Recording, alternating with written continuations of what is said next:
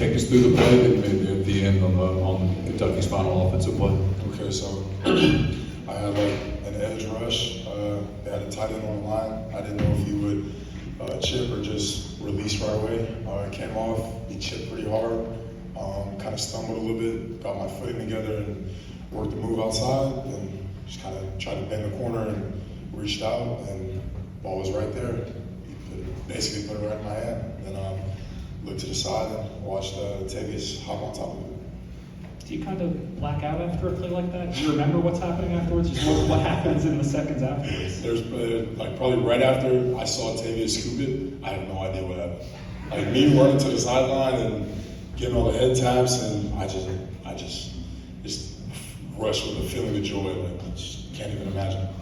And he's saying that you'll probably be the first person to say that you had a play just like that last week that you couldn't finish off. Just what did it mean to you to be able to secure this play? It meant a lot. It meant a lot. It was a tough week of practice. Just coming in, knowing, we left, and more importantly, I left for myself things out there on the table last week, and just to get back to work and just get back to focusing on the details to, go and not make the same mistakes 2 weeks in a row.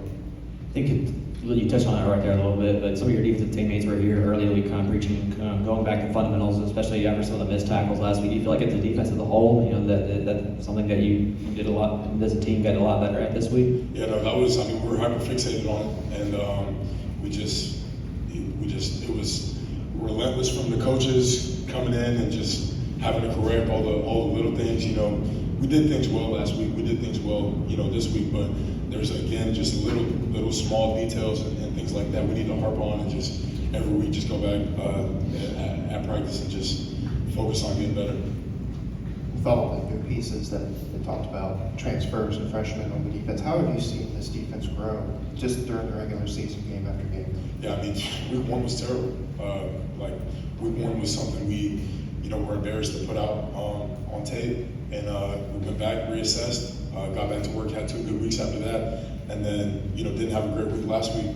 So, kind of did the process all over again, and that's something we need to get out of, and just keep doing the little things, keep playing at our best at all times, and not having to have stuff like that happen to push us into gear. Was it hard as a defense not to panic a little bit after the big play that got them down to the 5-yard line? Not at all. I think on the sideline it's just calm. We came to the sideline after the first fumble, ready to go out there again and have to end the game. No matter what, we always stay ready. We have the utmost trust in our offense, but things happen, and we go out there and we did what we were supposed to do. And you guys have pressured Levis pretty well the whole game. Did you salivate a little bit though when it's a fresh white tackle in there at the end? Oh yeah, absolutely. It's something we were made aware of as soon as the change was made. The guy I think went down with cramps or something like that. So coach came to the sideline and it was like we need to attack that guy. He's coming in, he's fresh, he's young. He hasn't been in the whole game. We need to show him what we're about and just go straight for that matchup. I think that's why they chipped. But I guess it wasn't enough. What's it like to play in an environment like this? Jackson said it was a pretty cool experience for him. It was unbelievable. Being at where I was at before, I never played in anything anywhere similar to this. The last time I played in a game like this was probably high school in Colquitt County. So just the amount of energy, the amount of love from the city as a whole, just from Friday, Thursday, just the whole weekend, it's unbelievable. 3 fourth-quarter drives. They crossed the 50 all 3 times. They never score. I mean, what did CP and what did Joyner tell you guys before the start of the fourth quarter about?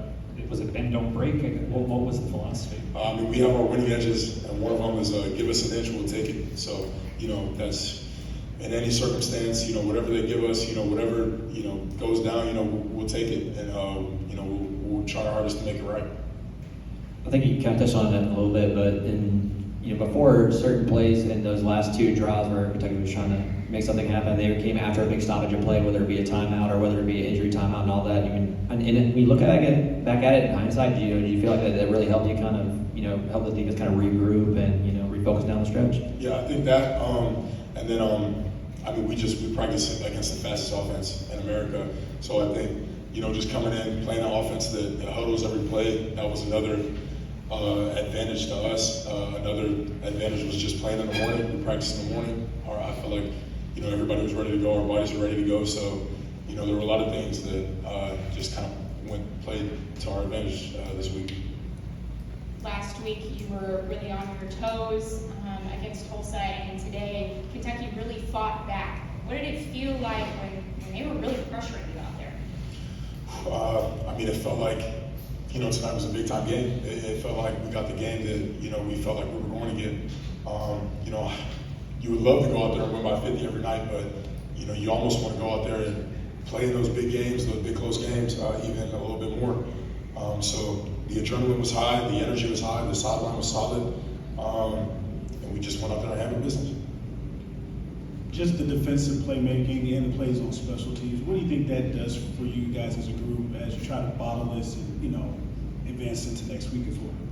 I mean, there's some things we need to fix, you know, but, you know, when you put the ball in it gets down on the one, I mean, you can't help but have energy going out there. You can't help but you want to force a safety, you know, so stuff like that, you know, big, you know, those guys, a lot of them, that's the only phase they play on, and they take it, you know, 100%, like it's the most important play of the game, and that's all you can ask for from your teammates.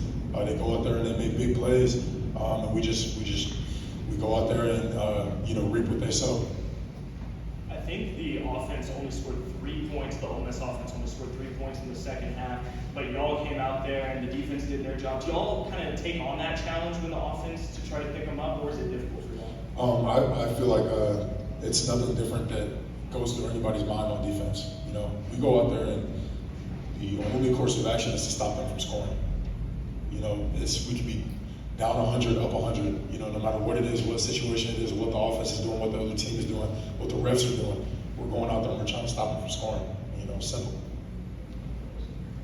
Obviously, Coach Joyner, very energetic, very fiery guy. I know you said you didn't really remember a lot of that after you made that play, but the first time you saw him after that, and especially when it was the defensive line who got it done at the end, I mean, just what was it like kind of seeing him after all that? It was a great moment. It was a great moment. You know, we hugged each other, came in close, told me he loved me, told him I love him. It was a crazy transition coming and just being a transfer in general, and coach as well as just my teammates taking me in and just showing love. You know, making me feel comfortable in a new environment. It's been a long time coming, and it's not full circle yet, but you know, it's a great feeling to be getting there. All right, thanks, Jared.